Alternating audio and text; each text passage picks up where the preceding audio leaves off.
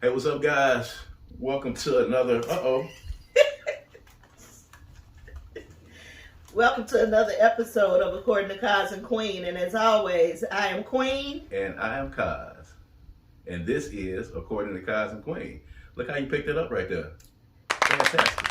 You guys that saw that on YouTube, she picked it up. I fumbled the ball. She picked it up and she ran with it. And things are moving, of course. If you're listening to us on Spotify, one of the streaming services you didn't see, I didn't have my headphones on. So I started the show without them.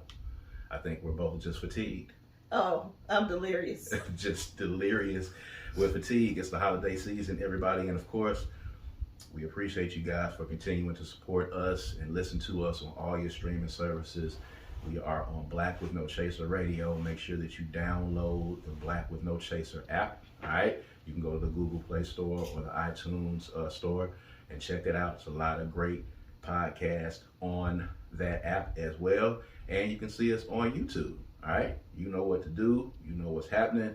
Go to youtube.com/Brad Kamikaze Franklin. Here it is right here. Check us out. Make sure you subscribe on YouTube. We're inching closer to 1,000 subscribers, slowly, steadily gaining new subscribers each week, new listeners each week, new people that are checking out the podcast. We appreciate it. And of course, this is brought to you by the Kundi Collection. I've got on one of my favorites here. This is Little Africa. All right. Mississippi being the cradle of civilization for black folk in this country. All right. The birthplace of America's music.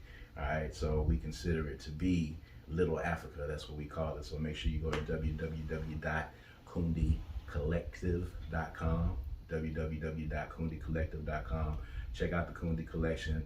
It's not a clothing line. It is a statement of your blackness and your spirituality. That's what we call it. You know, we've got designs for any state of mind. Make sure that you check that out as well. And we're getting on here. This is going to be our last show of 2023. We're going to take a little holiday hiatus, as we always do, and come back in the new year in 2024. This is the midway point of season 3. This is episode 61. We're on our way to finishing up season 3. And it's been a ride so far. We got 61 episodes. It's 3 seasons? Yeah, we're on season 3 right now. Oh. 3 seasons, 3 different backdrops in each season. Like, you know, it's like an anthology we're putting together. People are like following the visual journey.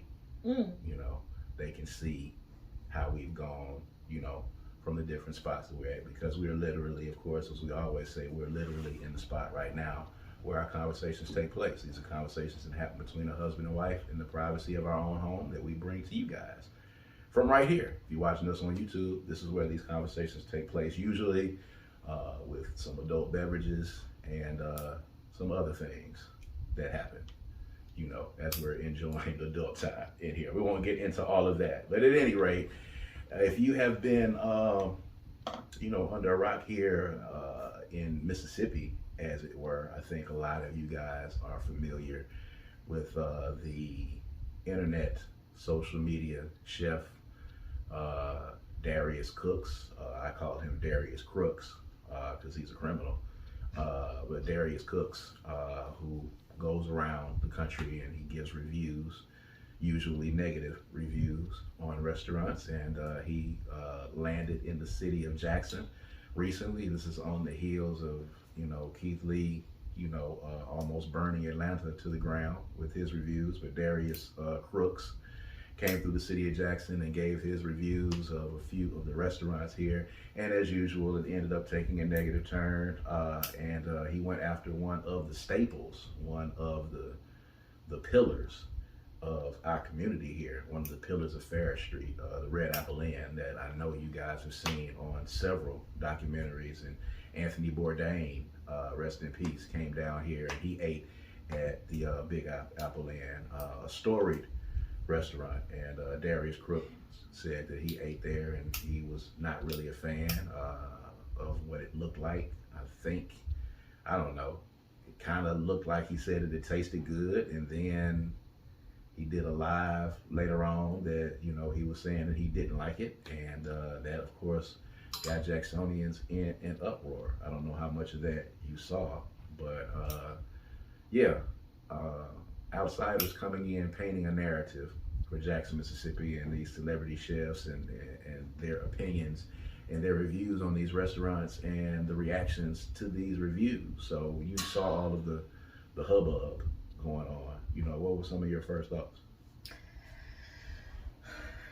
My very first thought was, oh boy, here we go. Here we go.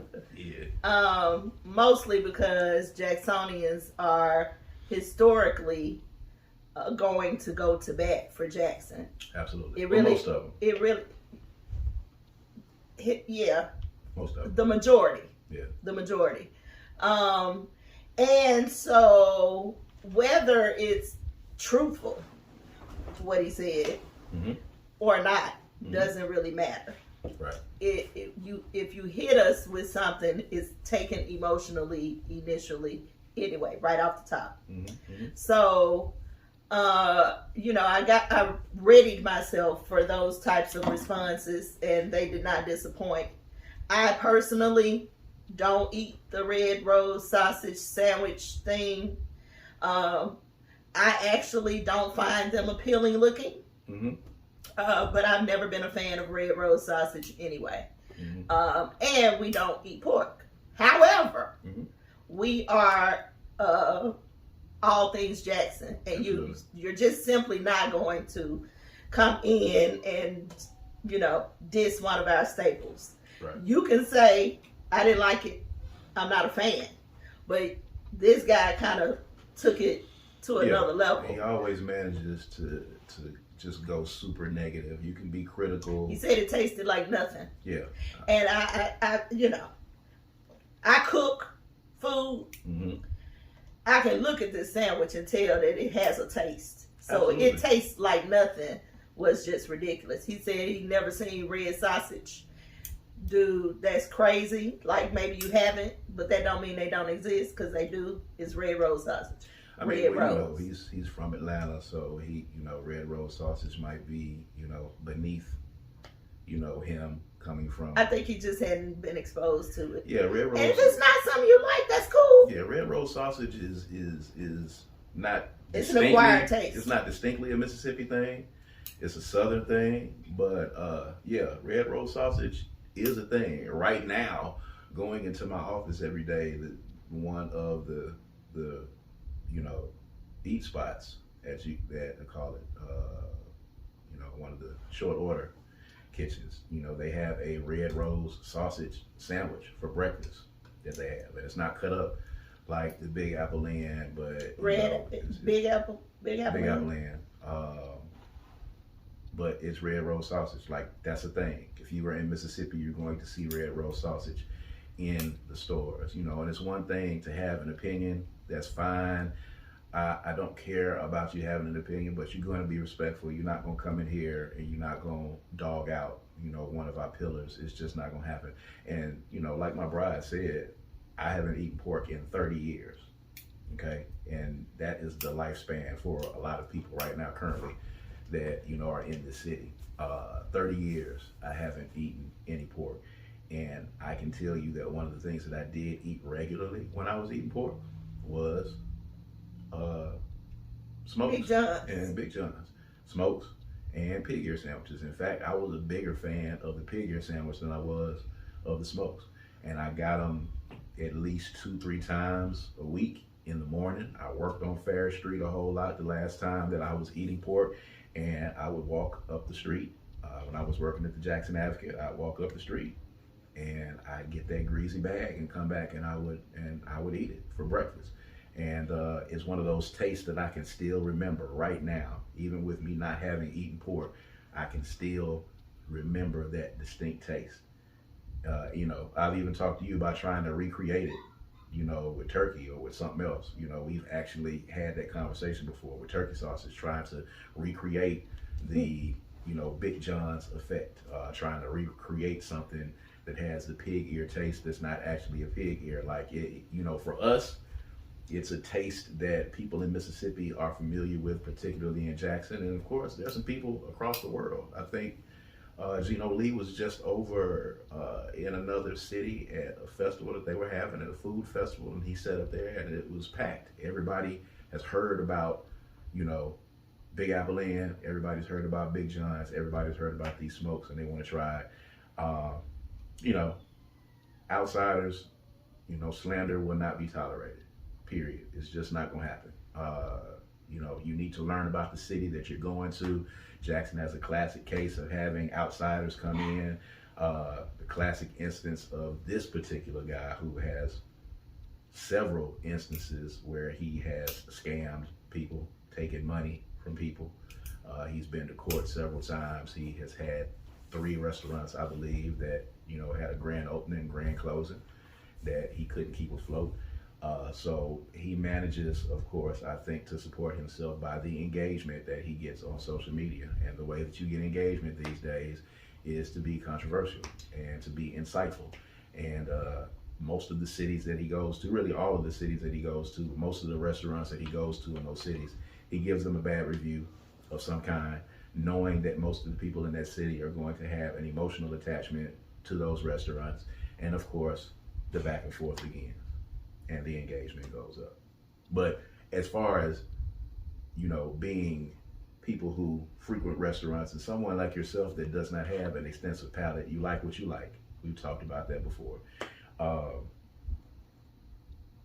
You know, what should Jacksonians do in these instances? We always seem to have someone that comes down here and causes up a stir with their opinion. I don't like particularly the relationship that Jacksonians have with celebrities. Yes. It's bothersome for me. The fact that they can regulate us to the point that they do is troublesome. Mm-hmm. Just a couple of weeks back, Tabitha Brown played the city like a fiddle. And she continues to play the city like a fiddle. And as a person who you know, speaks life into people and who I haven't written a book, but I don't think that, you know, I think I have value to the city. I'm ready at this point to pay somebody to go on social media and talk bad about me so I can get some more business and clients, because it seems to work. It's a playbook. It's old as time, mm-hmm. and it never ceases. However, what I will say is that the negative comments from Mr. Cooks has definitely generated more buzz for Gino Lee and mm-hmm. his family. Yeah. At Big John's, mm-hmm. because I'm sure they are selling out today. Well, you know, on Saturday, the day after the review took place on Saturday, you know, they were packed. They were swamped. You know, people made an intentional effort to go down there. So in any instance, and I know that this happened with Keith Lee over in Atlanta as well, anytime, you know, I've never seen an instance where a restaurant has gotten a bad review and there were not people there the next day trying to try it out. It almost always happens in that instance when people get bad reviews or somebody goes online and gives somebody a bad review. It's like people are really just drawn to negativity, and they're drawn to the negativity that exists within celebrity as well. You know, these celebrities come into these towns and, you know, because people know them or because they have some element of notoriety to them, some element of fame, you know, they use that to manipulate, you know, the regular folk in these cities, and they come to cities like Jackson, Mississippi, come to states like Mississippi where they feel like they can manipulate and they can create this narrative. But, you know, we have to be stronger in, you know, dispelling that, and we have to be stronger in our rebuttal of these folks. You know, Darius Cooks is, and then I call him Crooks because he's a criminal.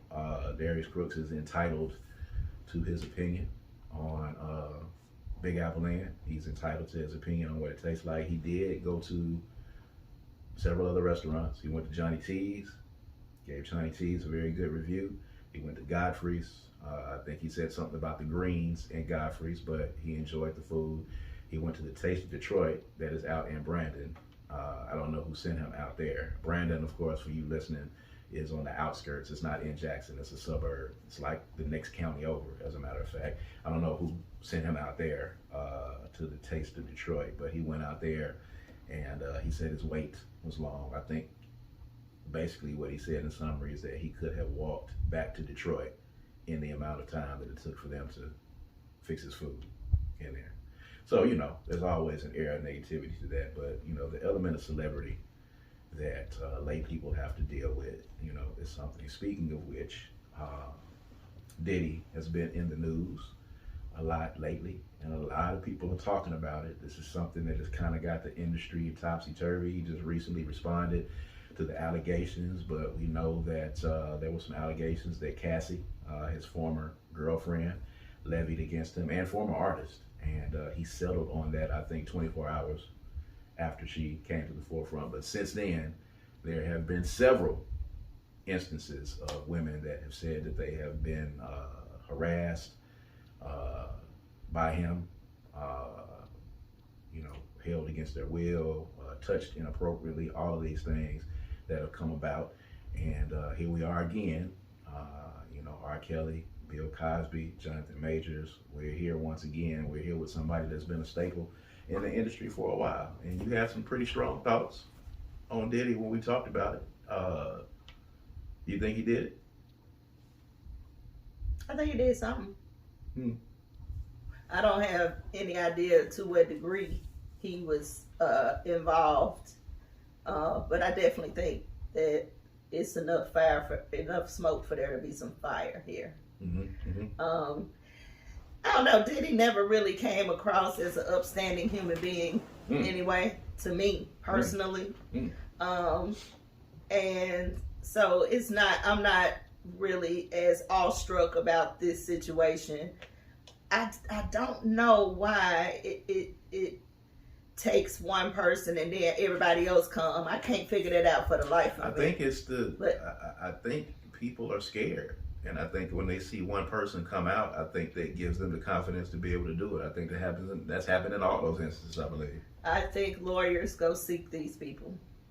I think when they get their eye on somebody, especially if they have enough to proceed with pressing charges, putting whatever they do, lawyers do, I think they actually put up an effort to find people. And because they can say, well, this girl has already come out, she said this happened, she said this happened, then they're able to convince people to get on board. I think it's a real effort being made on that regard. Well, there was a law that was just passed. I think one of them, and I think it was supposed to take effect, and it was supposed to end at a certain point where, folks are able to take, the people that they accuse, be able to take them to court and sue them for damages, even if they can't get them on an actual criminal case. Open the floodgates for people to be able to sue people who they feel like they have been harassed by. And this happened to be the case with Diddy. A lot of people in New York State, filed their motions, immediately after Cassie did. Jamie Foxx had some allegations against him. It seems that this continues to happen.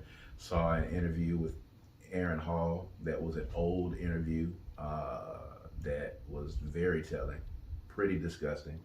Now that you go back and look at it and, come to find out, he was in the mix of a lot of this stuff that was going on. It was wild. Did you see the Aaron Hall thing? What did you think about that? I thought he was drunk or high. And it might not have been either, but it was just a outrageous display. Outrageous. Just outrageous. Almost egregious. You can't be in your right mind speaking this way and knowing that it's being videoed.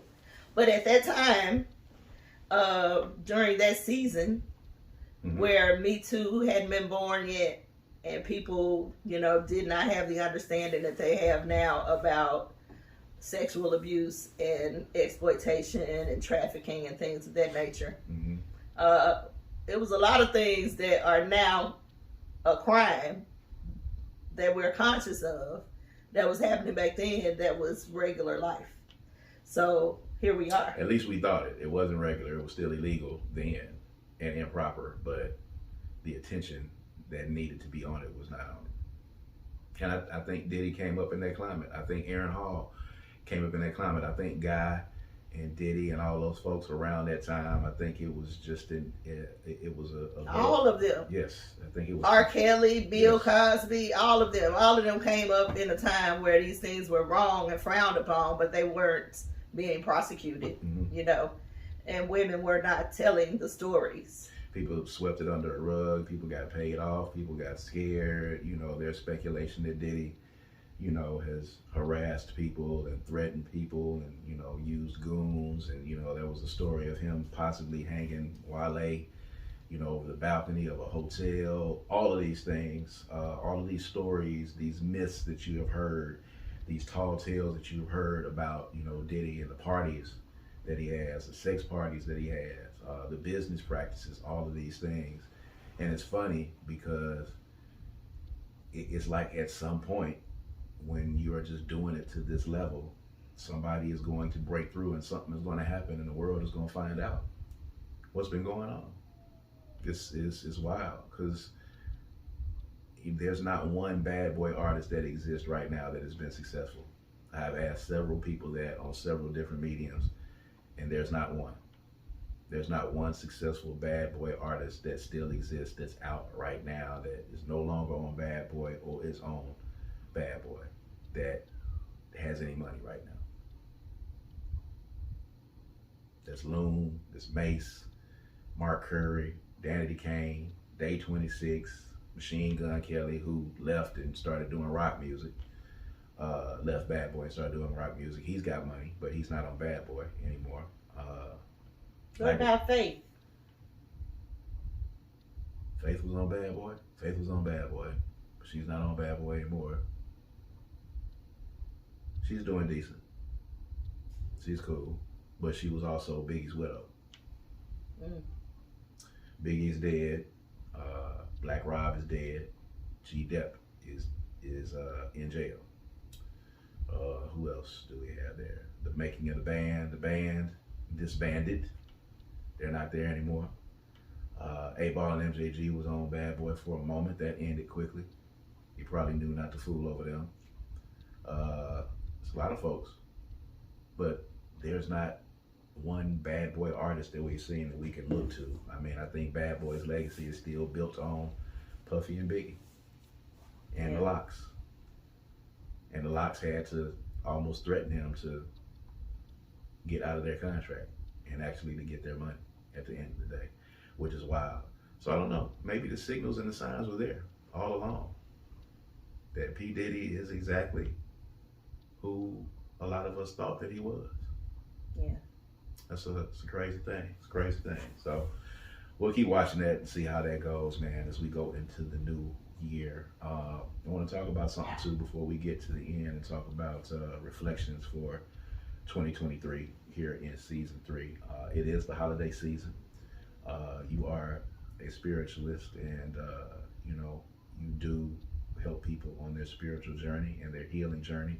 We are in that season where a lot of people are struggling, and a lot of people are hurting. A lot of people are trying to figure out how to make it through the holiday season because they have lost loved ones, or they don't, you know, have any loved ones close to them, or maybe they don't have great memories of the holiday season. I know a lot of people like that who are just not fans of it because they don't have good memories of it, or they didn't celebrate it coming up. What is your advice to people who come to you and they talk about the seasonal emotional shift that they have, the holiday blues as they call it? The very first and most important thing that I would advise is to feel it. Don't try to distract yourself from the emotion that you feel attached to your grief in the holiday season. Feel it. Cry, scream, laugh, whatever you need to do to feel it. Grief does not go away because you don't give attention to it. So if you're triggered, you know, take a moment to sit in that trigger. Take a moment to think about, give honor to the people who you have lost. Try to surround yourself with jolliness and happiness. Mm-hmm. Put yourself in a place where you can celebrate the people that are no longer with you. around people who will help you celebrate and not judge you for wanting to do that. Give permission to yourself to mourn if you need to, or whatever it is that you're feeling like you need to do. Pay attention to whatever your body and your spirit is calling forward for you, and be intentional about it. Don't try to hide from it. It is a hard time. I'm definitely having a hard time, but I have people who watch me to make sure that I'm okay. So make sure your circle is clean, and make sure that it has people who pay attention to you and who can fill in the gaps for you when you're having low moments. I didn't even realize that I had that until I needed it and it was there. So you may have that and just not be paying attention to it. But lean on the people who love you and who understand what you're going through. And talk to somebody. Find you somebody, a spiritual coach or a therapist or a really good friend who can listen without judgment. Find somebody to talk about that you can share your memories with, that you can get the things that are in your mind and your heart suffering out. So just pay attention to what you're feeling and be attentive to what you need, and give yourself what you need. Give yourself some grace. Yeah, and those are all fantastic points. You'll always be affected by it in some shape, form, or fashion. It doesn't go away. I particularly now am definitely connected to and understand the grief for people, especially people that have lost people during the holiday season. I lost my father on Christmas Eve, and every time it gets around this year, there's not going to be a Christmas that comes around now until I'm no longer on this earth. It's not going to be a Christmas in which we are not reminded of his passing, because it happened as we were gathering and getting ready to celebrate Christmas.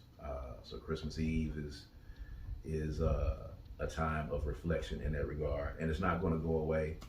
It's going to always be there, and of course you have to be empathetic for others.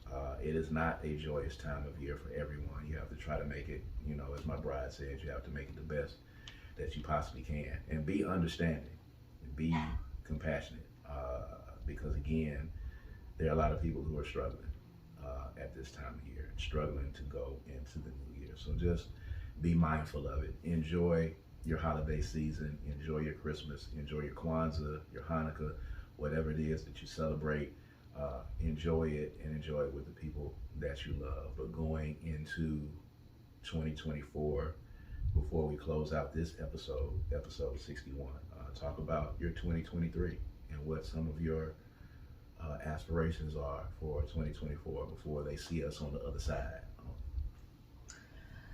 2023 was a very reflective year for me. I spent a whole lot of time assessing and trying to understand. I'll be going into my 50th year next year, and I think it's just right around the time where reflection takes you up a notch, because you don't get to reflect and sit. You got to reflect and move, because now time is of the essence. So this year has been a lot about understanding who I have been, so that I can cherish that person when I go forward into who I am becoming. And I'm thankful for just being aware that that's happening. This year, I did something that I've wanted to do for many, many years, and that is a spiritual retreat. The Breathe and Let Go retreat just happened a couple of weeks ago.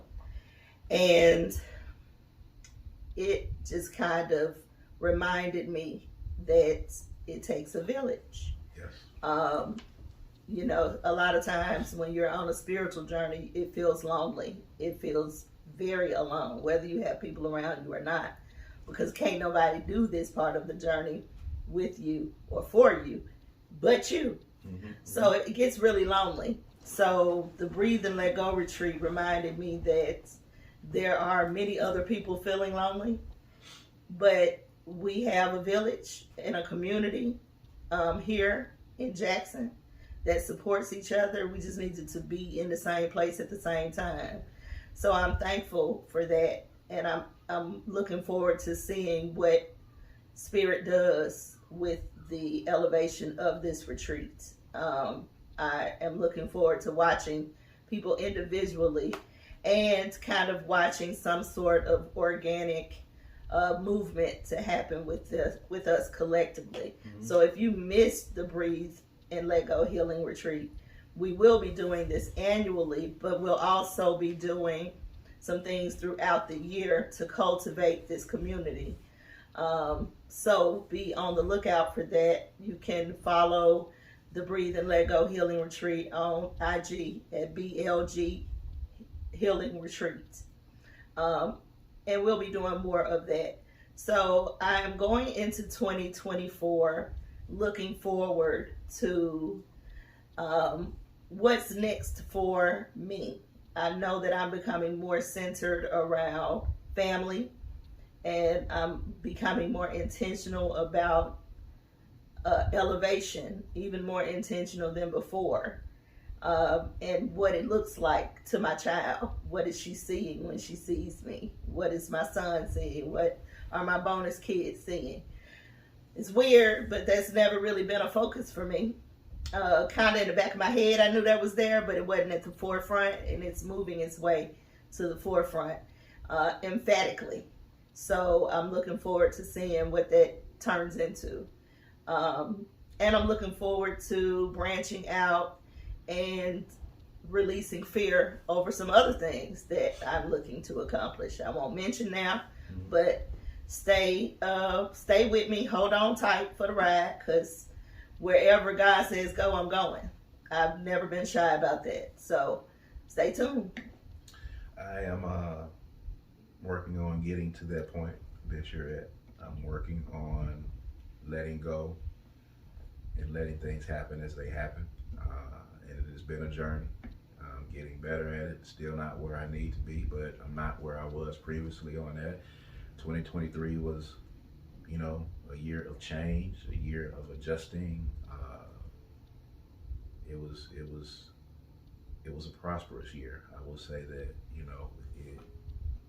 it was a year where I learned some things about me, and also learned some things that, I might not have been really ready to kind of realize. Mm-hmm. So working on that, and, working well with others, and working on being a better friend and a better husband and a better father, and a better businessman, and listening more and being more tolerant, and not being so definite in my thoughts, and not being so stubborn in my thoughts, and being malleable and opening myself up to opportunities where I may have otherwise cut myself off because I take a hard stance on things. Classically, taking a hard stance on things, and I stay put when I take that stance. And I'm learning that sometimes you got to be malleable, especially if you're expecting other people to be malleable.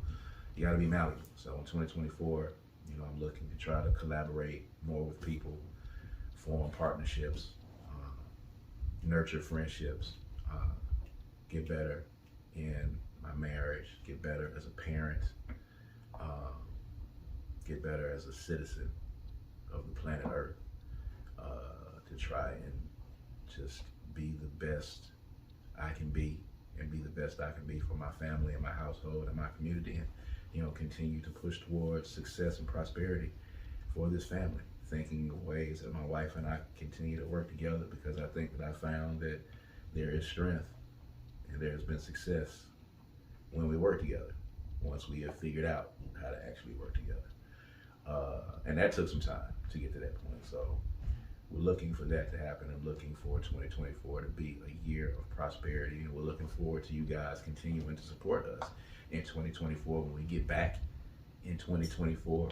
The next episode, as we continue and come back with the second half of season 3. We're looking to continue to be innovative on this podcast and talk about all the things you like and actually start taking some of your questions and some of your queries. We like doing that, answer your questions that you have for us, questions that you have about marriage and dating and our story and our journey and the things that are happening in pop culture. We're going to continue to do that, continue to try to be as interesting as we possibly can. We're having conversations with you guys that we have with each other right here in these seats right here. So make sure that you are enjoying your time with family. Make sure you are enjoying your holidays, and make sure you rest. I am learning the benefits of resting and restoring. My bride has been on me about that and been adamant about that, and taking breaks and giving things time. There was a time where we would have done this all the way through the holiday season. There was a time where we tried to put stuff together. Time you would have did it. Well, yeah. Well, I would have did it. I would have tried. If you saw me, I would have been fussing and cussing before and after this camera went off. So we're gonna take a break. Mid-season break on the podcast. Gonna take a mid-season break on Third Coast Radio and Good Things Jackson, the other radio shows that I host here in Mississippi. And we're just going to go through and learn to enjoy doing absolutely nothing. I think that's cool. Doing nothing is doing something. Because you're doing nothing.